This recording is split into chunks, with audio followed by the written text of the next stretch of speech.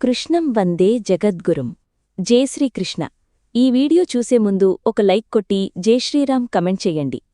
మన జ్యోతిష్య శాస్త్రాలలో డొల్లకర్తరి మరియు నిజకర్తరికి విశేషమైన స్నానం ఉంది. ఈ కర్తరి సమయంలో శుభకార్యాలు నిర్వహించడానికి ఎలాంటి ముహూర్తాలు ఉండవు.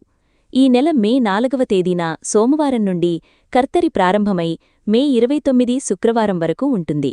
ఈ కర్తరి సమయంలో పొరపాటున కూడా కొన్ని పనులను అస్సలు చేయకూడదు. కొత్త వ్యాపారాలు ప్రారంభించడం, వాహనాలు కొనుగోలు చేయడం, గృహప్రవేశాలు చేయడం, వివాహాలు ఇలాంటి శుభకార్యాలను ఈ సమయంలో చెయ్యకూడదు. ఈ కర్తరి సమయంలో ఎలాంటి జాగ్రత్తలు తీసుకోవాలి, ఏ పనులు చెయ్యాలి, ఏ పనులు చెయ్యకూడదో ఈ వీడియోలో తెలుసుకుందాం. ఇంట్లో ఏదైనా శుభకార్యం చెయ్యాలంటే మనం ఒక మంచి శుభముహూర్తం చూసుకుంటాము. కానీ ఈ కర్తరి సమయంలో అంటే మే 4వ తేదీ నుండి 29 వరకు ఎలాంటి శుభకార్యాలు చెయ్యకూడదు. ఈ కర్తరి సమయంలో ఎలాంటి శుభకార్యాలు చెయ్యకూడదో తెలుసుకుందాం. ఈ కర్తరి సమయంలో కొత్తగా ఇల్లు కట్టకూడదు. కొత్త ఇంటికి శంకుస్థాపన పనులు చెయ్యకూడదు. దీనివల్ల మీ ఇంటి నిర్మాణ పనుల్లో ఆటంకాలు ఏర్పడతాయి. అలాగే మీ ఇంటికి పునాదులు తవ్వకూడదు. అలాగే ఈ కర్తరిలో వివాహాలు చెయ్యకూడదు. అలాగే చాలామంది అద్దె ఇల్లు మారుతూ ఉంటారు. కానీ ఈ కర్తరిలో అద్దె ఇల్లు మారకూడదు. అలాగే నూతన గృహప్రవేశాలు చెయ్యకూడదు. అలా చేస్తే ఆ ఇంట్లో సుఖసంతోషాలు లోపిస్తాయి. ఇక పచ్చని చెట్లను ఈ సమయంలో నరకకూడదు. దీనివల్ల మీ వంశాభివృద్ధికి ఆటంకం ఏర్పడుతుంది. ఇక కొత్తగా వ్యాపారాలు ప్రారంభించడం, కొత్త షాపులు ఓపెన్ చేయడం వల్ల మీ వ్యాపారంలో ఆశించని లాభాలు రాకపోవచ్చు. ఇక శుభకార్యాలకు ముహూర్తాలు పెట్టించకూడదు. ముఖ్యంగా నిశ్చితార్థం వేడుకలు, వివాహాలను అస్సలు చెయ్యకూడదు. అలాగే శుభకార్యాల కోసం బంగారపు నగలను కొనకూడదు. అయితే ఈ కరతరి సమయంలో శ్రీమంతం వేడుకలు చేసుకోవచ్చు. అలాగే వ్రతాలు, హోమాలు వంటివి చేసుకోవచ్చు. భూమికి సంబంధించిన పనులను అస్సలు చెయ్యకూడదు.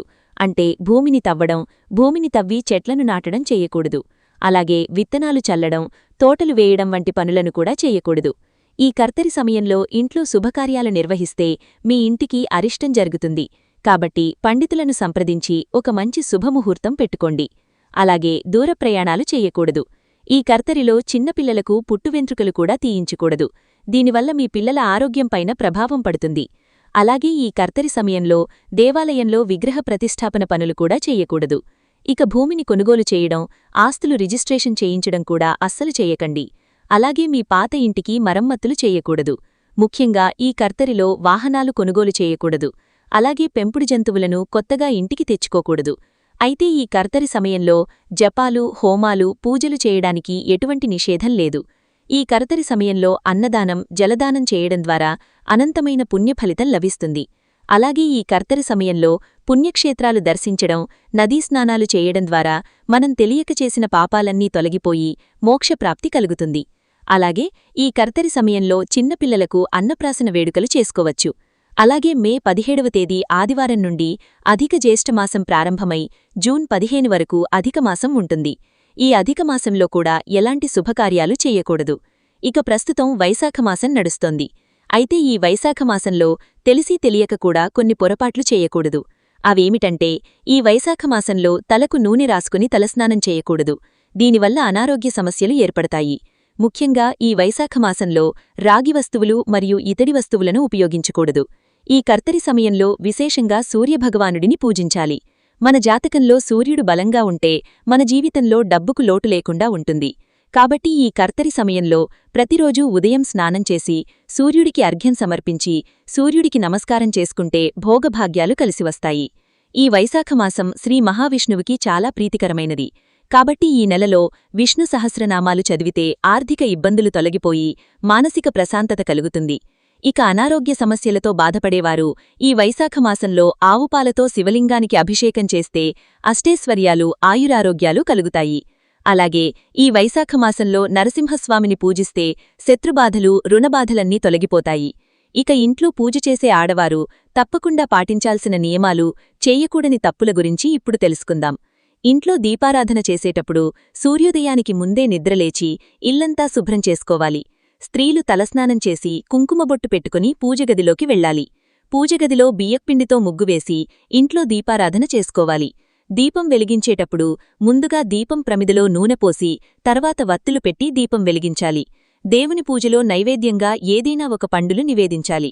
అయితే అరటిపండును దేవునికి సమర్పించేటప్పుడు అరటిపండు తోలు తీసి దేవునికి సమర్పించాలి. అలాగే దేవుని పూజలో ఒక చిన్న బెల్లం ముక్కను నివేదిస్తే చాలా మంచిది. ప్రతి ఒక్కరి పూజగదిలో ఖచ్చితంగా అక్షింతలు ఉండాలి.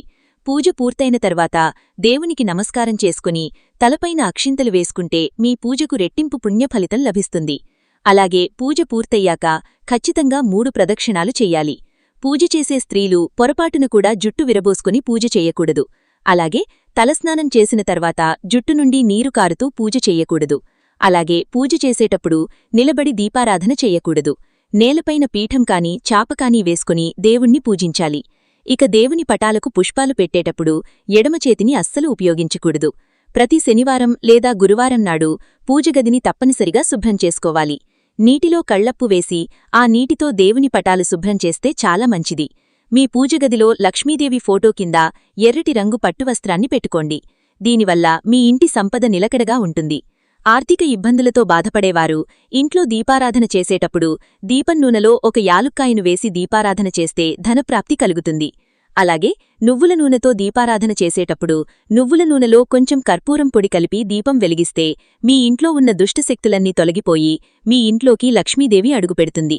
అలాగే ఆడవారికి పీరియడ్స్ వచ్చినప్పుడు మొదటి 4 రోజులు పూజగదికి దూరంగా ఉండాలి.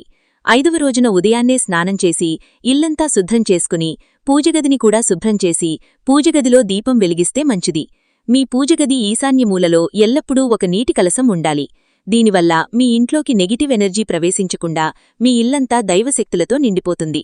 దేవునికి పెట్టిన పూలు వాడిపోయిన తర్వాత వాటిని తీసేటప్పుడు ఓం చండేశ్వరాయ నమః అని చెప్పి ఆ పాదపుష్పాలను తీసేయాలి. అప్పుడు ఆ శక్తి మీలోనే ఉంటుంది. పూజలో దేవునికి పెట్టిన నైవేద్యం 15 నిమిషాల కంటే ఎక్కువసేపు దేవుని ముందు ఉండకూడదు.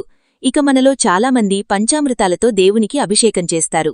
ఒక్కొక్క పదార్థంతో దేవునికి అభిషేకం చేసేటప్పుడు ఒక్కొక్క కోరికను కోరుకుంటే మీ కోరికలన్నీ ఖచ్చితంగా నెరవేరుతాయి.